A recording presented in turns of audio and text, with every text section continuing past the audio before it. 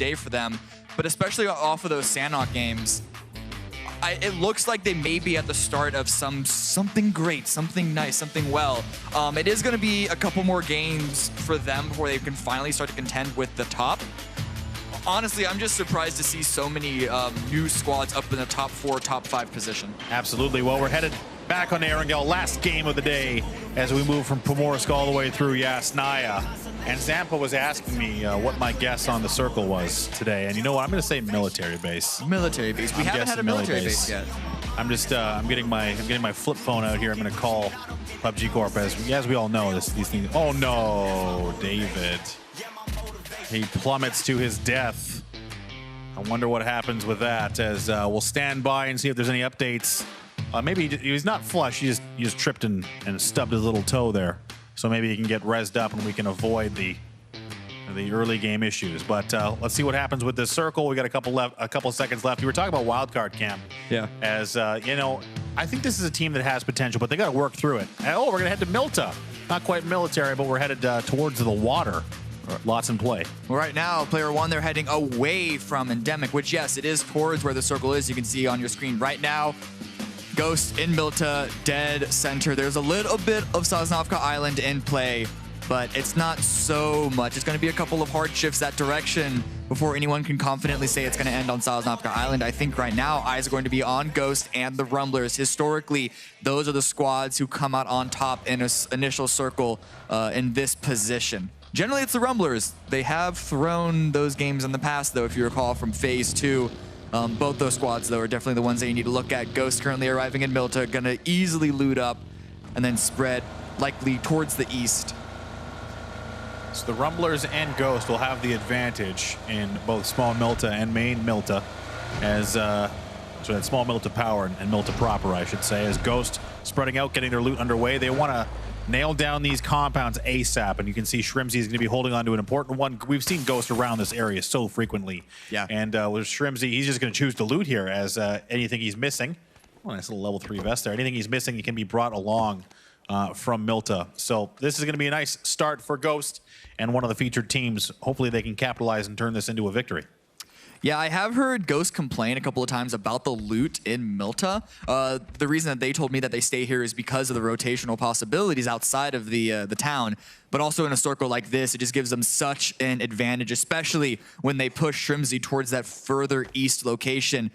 They do need to watch out for the Rumblers. Rumblers could easily try and press that direction as well because it is, you know, closest towards the center. But Shrimzy was there in a good enough time frame to be able to watch out for everyone else. Looking at the rest of the map tempo, even though Zampa was worried about a military circle, they still have just as far to travel, if not farther, as they have to make their way probably north and up and around. Going to probably come down through Lipovka in the farthest ranging shift they can make and rotate real wide. And it's going to be Vanquish coming down from Kameshki Stalber and Lazarus from Yasnaya. Zenith will have a nice transition from military base, but most pressure cam on the western side. Looking at E United right now, very storied history of looting up around the prison area, and this is going to give them a nice benefit as well. Obviously not as strong as Ghost or the Rumblers, but still that's going to be a number, at least 2 of our featured teams that have a strong position in this first circle. E United have a good opportunity to get the high ground around the prison area, take Pride Rock. Sonics, though, not going to be as easy for them. Their loot area is just barely outside of the circle, and so they actually have a really good, really strong rotational timing to get inside before the traffic really starts to ramp up around this area.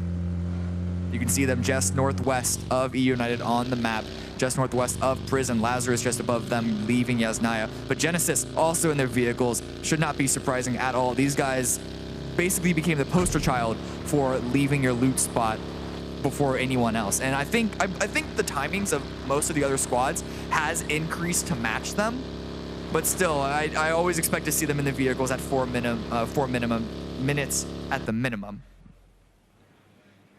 Try again. I got it in the end. I got it in the end. I've heard that. So the Drassel machine is on the way, and he's firing away at Envy, and it's going to be Vegas going down, and oh, actually he's going to get ran over. It does interrogate. Actually, Envy has knocked each other a couple of times here, so they've done mostly damage to themselves. And now Drassel on the high side. He's jumping up, looking around, see if he can find any vision. Looks like the res is coming out. Bit of a tough start for Envy here, but they should be able to recover. I actually think the start is tougher for Ghost because they were spread out. Envy are at least able to get the revives on themselves, but Shrimsy and McCoy, they're crushing it immediately. Vegas is not going to be saved. He has already been flushed, but so has Intero. So it's going to be a 3v3, assuming the revives from Envy happen. You can see Pride there with 10 HP from the revive. Drassel's still on the high ground, but Envy is pushing up onto his position. They want to flush him out before the teammates arrive. Oh, Drassel unleashes. He's got a bail. Smart play there from Drassel as he had a trap, but he was unable to spring it in time. And now all of Envy is just kind of looking around, seeing if they can find anybody, and they will find a shot from McCoy. At distance, McCoy is leaving the head out, but he's going to take Moody's down instead. Pride and Pat Cap's going to have to come up. He's safe, but it's going to be difficult to res with Drassel so close. And they are pressing the action. They want this. And now this is a very tough interior fight. It's a good hold by Pat Caps, but it's going to be a double push. Pat Caps finds Can he find the second? Shrimpsy's very, very low. Pat's going to finish off Drassel first and then back away. This is not the start that Ghost wants with such an advantage in the circle, but Envy wants to wrest it away from them. McCoy is going to try and help out Shrimsy. They might be able to salvage this, but they've taken a ton of damage. Still 3v2. Cooked grenade, but Not the door is closed behind the Ghost player as they back off. It's going to be a 2v3 with the revive in Envy's favor. A polar opposite from what we saw from Envy's crash last game. Vegas going down, so critical. I think he just got a little bit too excited, jumped out a little early, got punished. And even though Envy had 2 players down, they now find themselves with the advantage. It's one of those little tiny mistakes that even though Vegas is a terrific player, you can't make at this level. And now it was so hectic, we can't really lay any blame. But going down there, not the case. So for Shrimsy, it's kind of an interior-exterior battle here. Things kind of slowed down with Envy getting position, but not before Shrimsy finds Moody. McCoy's also lying prone, so if Pride vaults into the window, McCoy's going to be there to punish it. But Shrimsy actually jumps out. Pride down to 10 HP. McCoy's going to try and push back onto this, but Pride's just around the corner. Vehicle in his way, able to reload the weapon, but McCoy is able to get him down. Can he get the revive on his teammate, though? It's going to be a rough position, and the push comes out for Pat Caps. Pat Cap's going to find them, and that's going to be Ghost annihilated by Envy. Wow, just a very tough fight there. Ghost just can't keep it together as they will go down early with circle advantage. Envy is going to come out battered, but they will come out of that fight with decent circle position. The circle closing wild card, low-key trying to make their way in. Meanwhile, Genesis, having lost H-Win, battling with Vanquish. A lot of teams, while we were watching that Ghost Envy fight, were coming in like a really big early game engagement, all trying to hit the east of Lumber Mill Hill. Everyone's trying to go for that position that the Rumblers and Ghosts had priority on. And we've seen so many kills, a lot of teams scattered to the wind, down a player or 2 so early on, which is not what I expected from this engagement, but it's going to be what happens. Zampa gets another down onto K-Mine and a finish as well. So Genesis, coming off the back of another solid game, really punished this time around. And now it's been mostly Genesis being surrounded by teams. That the cluster of squads just outside Mill to Power has been very active, and one of those teams, or 2 of those teams I should say, has been Lazarus and Sonics. Keenan has been taken down and finished off for Sonics, and I think Lazarus still has all 4. With the northern side still working itself out, man, Ghost really wants this game back. I can feel it already.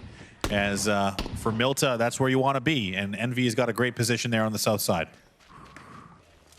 Lazarus right now, you can see Luke already hop into his vehicle. Both these squads are still in the circle, but do they want to really commit onto this fight because it's quite close towards the edge, and that's not a position you want to be in on Circle 2. Remember, the center of Circle 2 specifically is such a strong position to be in. You can already see Lazarus moving around, but Genesis, Nerf, still only 2 up, trying to make something of it, and Profi is able to punish Maluk, able to punish Tempo Storm in return, going to throw the nade out, try and finish that kill so he can focus elsewhere. But Vanquish, I believe, is them on the rocks above it. Going to be keeping him pinned down. Zampa making a play out. Now he's going to find himself in grenade range if Profi's got that strong arm. Zampa's going to try and get his out first, going to decide not to.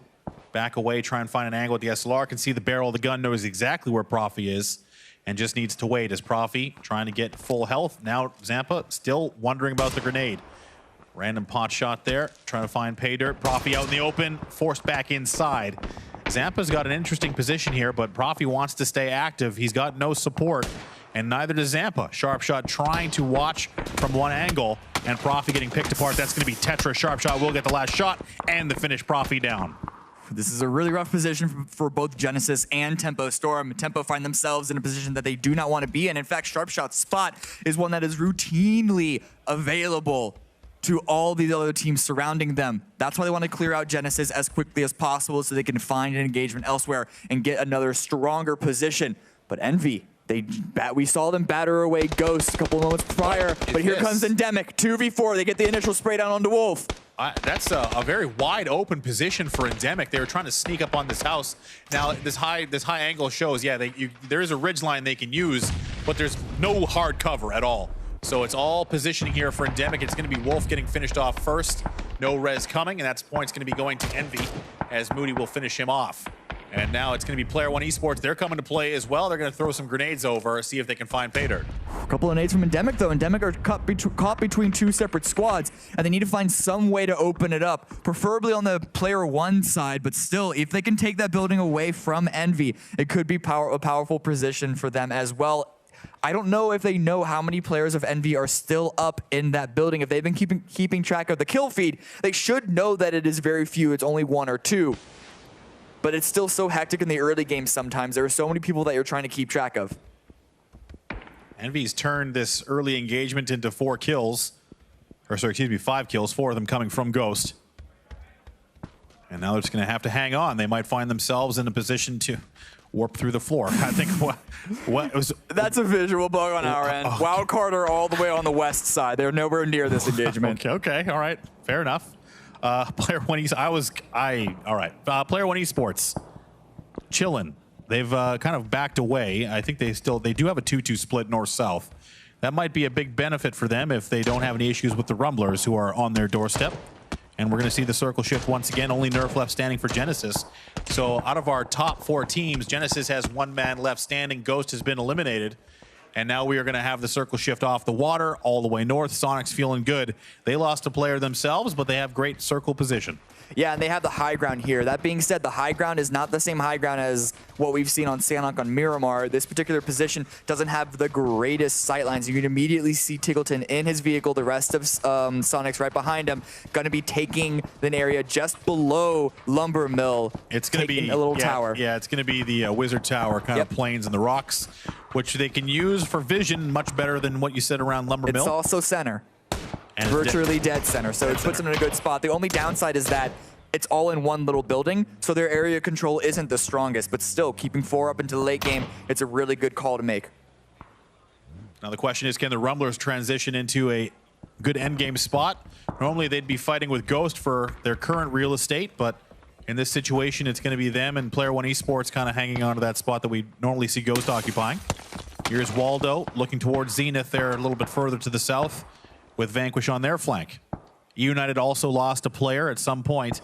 They're fighting with 3, so none of our featured teams fighting full strength, 15 up, 14 minutes in. Most teams are inside the circle right now.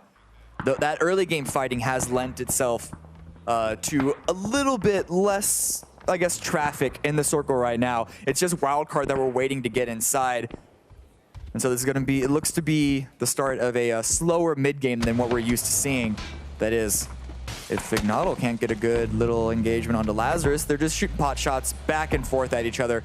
Pax is pulling the vehicle out, ready to move when they have to. Lobes is doing the calculated 5-point park job, as we often do in our garages. Lazarus is going 4v4, actually, from garage house to garage house. And this is kind of a narrow angle to fight upon, but I think this is going to be more of a joust as they try and get maybe a knock, but really hard to push or really do anything. Both of these teams are going to be hanging out, waiting for the next circle to close. Taking a look at the landscape, SSG's got tons of time and space on the northwestern side. Tempo Storm hanging on to their edge position. Nerf, the last man from Genesis, on his edge. But really, it's all about Sonics and United with a little bit of a spice of Rumblers and Player One Esports in the center of the zone. A lot of people are around Milter right now. Roth with the good headshot on a microfry. This is gonna, put some more pressure onto Rumblers, but here Low CC is coming up to get the revive. But still, it's not a super strong Rumblers that we've seen just yet. A little bit of laughter in the in the players right now. It's freaking Tiggleton. All you can hear is Tiggleton just yelling. They're having a great time. I don't know if they're like, I don't know, breakdancing in their wizard hut. They're all together. They do know that they're playing like an official competitive match right now, right? Yeah, someone's, you know what? It's actually great to see a team just really not care and have a good time while being successful. I mean, that's what it's all about. It's a good second place for them that they're holding on to right now. So if it's working for them, keep working for them. We did see the circle shift away towards the northeast, away from Milta. And so now suddenly that's a lot of squads that need to move across this field, up that hill. Sonics are in a good spot. SSG have a priority timing to get a good spot in Lumberyard. E United as well could easily keep player one and the Rumblers out of the center of the circle. And now the lone player from Genesis and the 2 remaining from Tempo Storm, they actually were given a little bit of freedom as well. They don't have to move too far. They're not forced to take an early engagement. Vanquish right now, though, looking down onto Envy, trying to find something for themselves. Just hanging out. Tetra looking towards Envy, who's now made their way out. We've seen the circle shift. It's gone up into the north. Nerf is actually still hanging on. Maybe he can find himself placement points if he can survive long enough. Low key, they're trying their own thing, and that's transitioning in vehicles. Oh, and surprise, Crispier has his shack crashed and taken over by all 4 of Riot Squad. It's the 2017 meta right now where everyone just gets into a vehicle and tries to get into the center of the circle. Sonics are going loud in their position, punishing low key, tearing them apart. That's 2 kills for them already. The 2 remaining, you can see on the left side, holding on to these rocks, trying to look down onto Riot Squad. Riot Squad able to get into the circle, but it's a very, very weak position. No sight lines, no real space for control. Let's see what happens with Lazarus and Space Station as Wooly looks down at the remnants of low key. Meanwhile, Lazarus and Space Station getting very close to each other. It looks like the opening kill is going to go to Luke as Wooly just peppers the UAZ with the SKS. Meanwhile, Loeb's going to try and defend, maybe put some smokes down, or just hang on, as it looks like Rello lands a nice grenade, takes down Reno and Tetra. Loeb's gets a little bit of damage onto Riot Squad, but he's not tunnel visioning onto them. Very well aware of player one's position as well. Tony V from the bottom floor of this tower trying to output some pressure as well. The Lazarus are just on their doorsteps. Could easily crush into Space Station Gaming, but it's Riot Squad, the first ones up to be batted away. Loeb's though, Loki Esports, they're not in a strong position, only 2 remaining. But he has a good angle specifically on this squad. Fignaldo leaning out, looking to find an angle. Really, it's just trying to get those errant shots, and Nerf has been found by Moody of all people. Envy actually rotated all the way to Small Milta, and Nerf's game will end, as will Genesis's run in this round. And now Riot Squad's gonna have to make a smoke line and make their way towards low key, as the circle is now getting closer and closer. They're in the zone, but they can't stay where they're at. Their grenades are now gonna come out to try and defend this push. Cherry Poppins still looking towards E United. They haven't had to move too far, but now they've got Rumblers in their midst. It's compound v compound battle. You can see how close on the minimap that Cherry Poppins teammates are towards E United. If Cherry can get an opening, that's the rest of Rumblers' opportunity to push into this compound. 2 houses right next to each other. I can't quote the rest of Shakespeare, but you get the point. Lowe's does go down. Balefrost does get a knock onto them.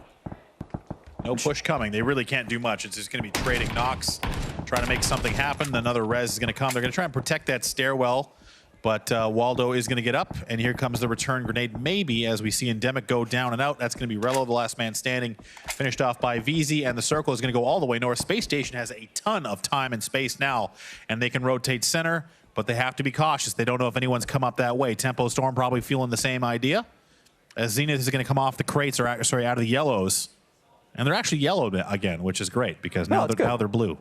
Yeah, they're still yellow here for at least till the end of the phase. But nonetheless, E United and Rumblers, if they didn't want to engage earlier, they need to engage now, because neither of these buildings is inside the circle. They need to take this fight. But you can see Zenith just barely peeking in on the minimap. They're going to be aware of this engagement as well. Packeps, though, drops down Kendo. Envy, they have a long way to travel for themselves. They have a UAZ, but it's already smoking, so it may not be the safest play. And that's why they're trying to go for the damage, trying to go for the headshots, the knocks, potential kills while they can. But time is running out, and they're just going to get into the vehicle and make their way away while they can. I say that, they're kind of teasing it.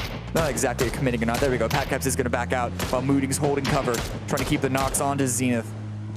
It's going to be a lumber mill finish, and these things are always interesting, as there's just so much cover, so much trees. It's a difficult area to maintain, and really for Moody, they're in the blue, and they've got a lot of eyes looking their way. They have the compound containing the Rumblers as well as EU United, but guess what? They're out of the zone as well. So now this fight between EU United and Rumblers is going to have to be resolved one way or the other. And now Sharu and the squad looking out towards Moody, trying to pick up as many kills as they can. Rumblers trying to time a grenade, going to throw one right at the door there. Probably try and blow that off. Maybe set themselves up with more utility usage, but they've got to make a play. And now it's going to be Balefrost going down to Roth uphill. Nice headshot there with the bolt action. Now there is Taylor J. He was able to make his way up this hill and has a nice sight line. Even if the rest of EU United can't come in, he can still assist them to try and get a couple of kills onto the Rumblers. But you can see how complicated this terrain is right now. The sight lines aren't super available for Taylor J. and the rest of EU United. The Rumblers, if they have a couple of smokes, they could push up, use the trees, use the rocks to get inside the circle.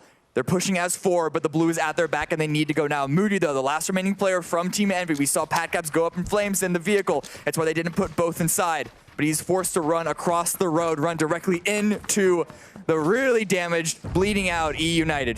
Well, Sharu was unforced going down to the blue. He was maxing his boost, but he maybe was waiting to get gear or meds from Bale, who was in the down state. But now Sharu is going to try and fight and fire into the Moody? back of Rumblers, but he's going to get taken down. Steal it, steal it! Ran over as Moody's going to grab the vehicle, make his last-ditch effort, and he's probably going to go down to the blue. That's it for Moody. So he gets a point out of it. That's a nice effort there for Moody. He gets a point and denies his own. That's basically all you can expect at that position, but they are going to be out very early on. Tempo Storm is also removed in 10th place, and the Rumblers, a little bit of space now open up around them, but D-Treats is there immediately to try and punish that. They weren't prepared for the fights from the west side, and Waldo's taken down very low. He's actually taken down to the floor now. It's all up to Cherry Poppins and Los to try and turn this back into their favor. They need to get that flush just to get 1 point. There's Los going to find his kill, and Cherry Poppins has got, so that's Cherry Poppin the finish there, as it's going to be Sonics getting eliminated on the edge of the zone as Riot Squad finishes them off, but Space Station Gaming's got the benefit of this next zone. And Rumblers did lose one, and they're going to get another one down as Cherry will get Aguila. As Player One Esports goes down in 8th, and things are getting pretty hectic here. Space Station Gaming find themselves a great compound hold. Lazarus full strength, but they do have one down. And meanwhile, Taylor J, the last man from United, trying to snake his way in. He's got to get there quickly before Zenith spot him. But then again, where can he go? Rumblers right now, they did lose a player, but they're able to get a revive onto Waldo, still remaining as 3. 3 up into late game is not as good as 4, but it's still better than nothing. But Taylor J hiding behind a tree, proned down. He knows that Rumblers are just at his back, and so he's hoping that the pressure from Zenith, from SSG, is enough to keep them away from his position, and he can try and farm out placement points until the late game where he can maybe get a 1v2, 1v1 engagement. Lazarus did get the res. They did lose a player. I think it was Purdy got finished off. As Lazarus tries to recoup, they did take a ton of pressure. Looks like all the players kind of low health. SSG going to wind up another grenade as Valiate, as it's been SSG, I imagine, doing all the damage. Another nade lands next to Civ. You know he's deaf, trying to find himself some time to med. As Valiate, always on these wide flanks. I would love to know what SSG could do if Valiate, maybe they'd lose some of their swagger, but it always seems like Valiate is off trying to make that hero play. Sometimes it makes a lot of sense, sometimes they get a lot of benefit, but sometimes they lose them for free, and you wonder if Space Station Gaming might be better off if they play a little bit closer together sometimes. Well, it depends on the situation. Right now, I think Valiate holding that position, trying to at least give a little bit of control in the really hard to control lumber area is good to keep SSG some spacing around them. But nonetheless, looking back onto Zenith, onto Kendo, or Leda, actually, the one remaining player from Riot Squad, is going to be flanking around into the Rumblers. They're not aware of his position. He gets a nice spray down. He's going to get the final point as well, and actually able to hide, break the line of sight before he's then traded, and he's going to run away. He gets a point, and he's backing off. Nice play. Here come the grenades. One over from Rumblers. Leda, well timed. Bounces once close to Waldo, enough to do damage, not enough to get the down. Low stepping over, looking for info. Leda has been like a guerrilla warfare artist out here. He's got 5 kills, 8 total on the Riot Squad. As now SSG is going to get the benefit. They're going to hold on to their zone. Valiate still out in the flank position. Wildcard, they've got a little bit of space on the northern side. But Zenith is downhill, and they're out of the harm's way as SSG only 1 kill. Great position, lots of time, not a lot of points so far. Well, they never really had a good position to get a lot of kills until now anyway. They came in late with the circle, and the circle swung up towards their direction, but everyone else was already on the southern side of the lumber yard, so they were not in a position to get kills, but they were in position to get a position. And hopefully this is going to swing kills in their direction. I'm hoping for at least 5 for them if they can get the win.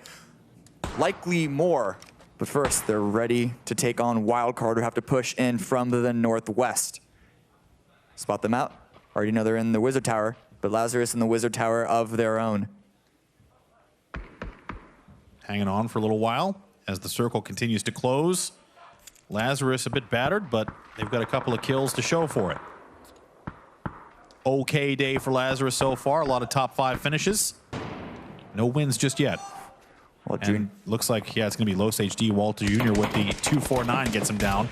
And Late has been spotted. He hangs on, though, Cameron. Just barely hanging on for dear life. He's trying to find some point, but Valiant, he heard that engagement and he's pressing forward, but he's not overcommitting on it. He gets the down, doesn't get the finish, and he's backing off. He knows that Lazarus are in a rough position because they're not in the circle. But even just his existence, he just reminds them that he's there. He doesn't have to get any points onto them, but it keeps Lazarus in a really, really awful position. Taylor J, though, he's just lying pretty. I think he'd rather the points, Cam.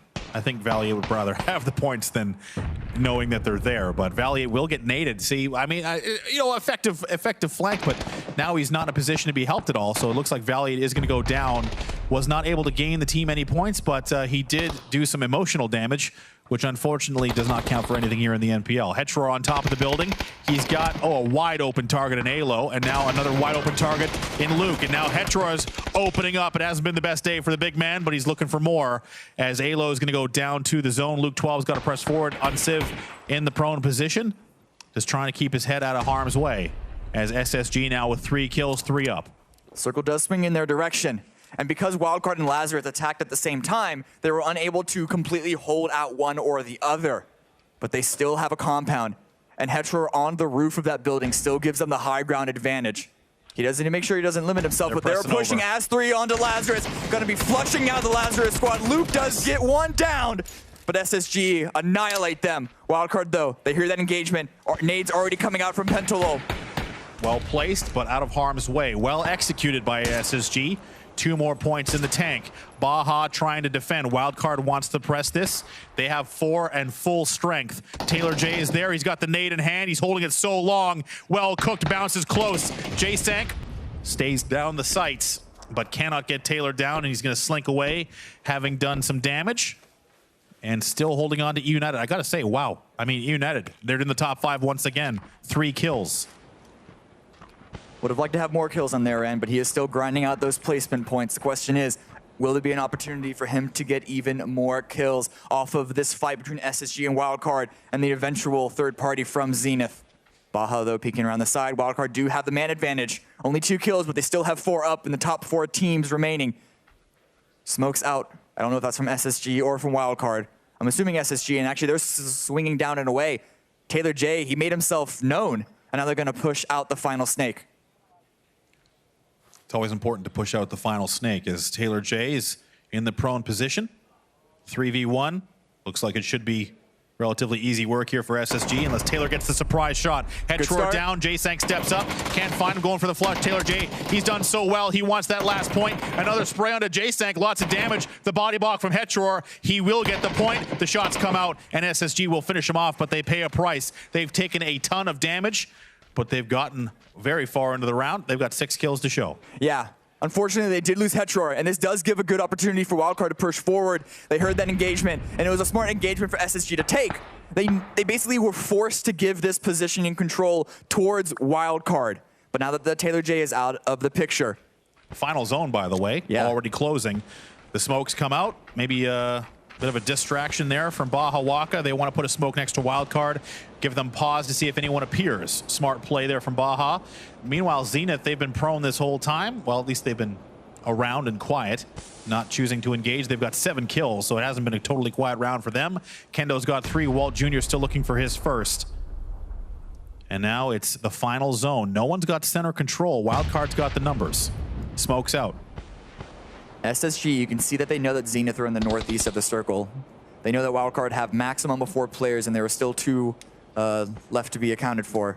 Kendo and Walt Jr. lying prone, waiting for someone to peek onto them. But the grenades are being readied once again by Wildcard, throwing out blinding, grenade fishing, not finding any kills on them just yet, but they know they have the high ground. They know they have the man advantage. If they can hit their shots, this should be an easy win for Wildcard. We'll see. Nothing's easy in this game, especially when there's so many factors in play. Baja inching up on the other side of the zone with Kendo holding the edge. J-Sank doing the same for SSG. Wildcard, their smoke's now dissipating. They've got a few extra fresh ones down. They're using them for cover. The high side silhouette might be an issue for this team if they're spotted. Wall Jr. lets loose with the 249. That is the equalizer for Zenith. No damage, no kills. Maybe a couple of shots landed. And the mollies land closer and closer. Kendo finds one. He gets one down. SSG trades, however. And the quick flush. Walt Jr. now still looking for that last kill. The Bushman, the prone guy, the 249, the wild spray. Just trying to find anything. He gets pented down. He's out into the blue. And just like that, Walt Jr.'s got to stand up. And Wildcard has got this thing almost locked all the way up. Unless Walt Jr.'s got a miracle up his sleeve. He's going to have to go for the med. He can't decide what to do. He cancels it all. He's rotating around. He's back into the smoke. And the Bush Ninja finds a little bit of a reprieve. They're spraying. Walt is crawling. And he has the M249. There's enough bullets in that thing. He can't get a single down, though. It's going to be kickstart. And Wildcard do win this out. It's only 5 kills, but they're able to take the win. A much-needed collection of points for a team that started off the day in a not very strong position. 15 points for them. Well executed. They kept their strength